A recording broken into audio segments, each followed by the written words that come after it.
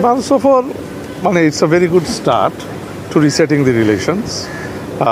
তো ওখানে পজিটিভ আলোচনা হয়েছে এবং আমরা এইটাই বলছি যে দুই দেশের যদি মাইন্ডসেট থাকে সম্পর্ক পজিটিভ দিকে এগিয়ে নিয়ে যাওয়ার, তাহলে আমরা কিছুটা ভালো অগ্রগতি করতে পারব।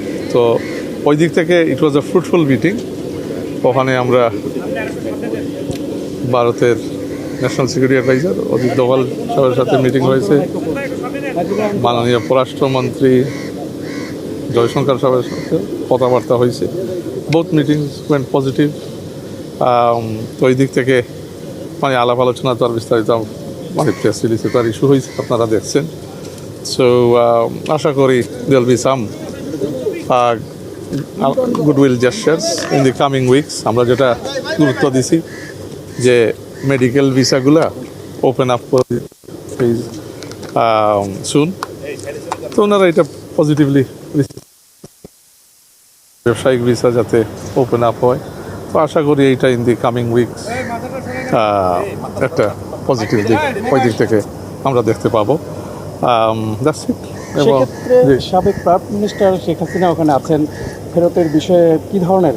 না, আমরা ওইটা আলোচনা তো থাকবেই সবসময়, যেহেতু বাংলাদেশের জনগণের একটা আমাদের পাবলিক ইন্টারেস্ট। সে তো একজন সাবেক মানে সে তো একটা স্বৈরাচার, একটা রাষ্ট্রীয় মানে একটা সন্ত্রাসী, এবং এখন এটা আন্তর্জাতিক টেররিস্ট হিসাবে পরে আছে ভারতের স্পেসে। সো স্বাভাবিকভাবে এই টেররিস্ট ওখান থেকে 1,500 মানুষ হত্যা করে পালিয়ে গেছে ভারতে। এটা আমরা বলছি সি ইজ এ টেররিস্ট, এবং তার জায়গা বাংলাদেশে আর নাই। She is irrelevant to Bangladesh.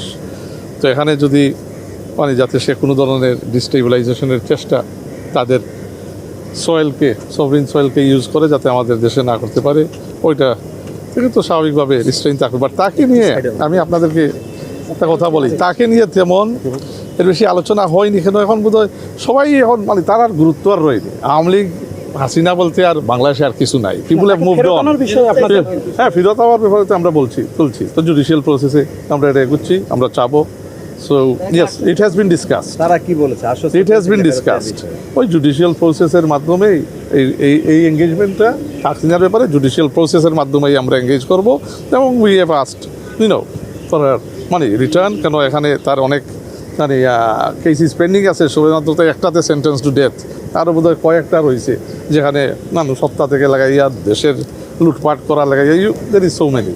So আমরা যেটা বলছি এগুলো সব এখন ট্রান্সপারেন্ট জুডিশিয়াল প্রসেসের মাধ্যমে ইট উইল বি ডেল্ট উইথ।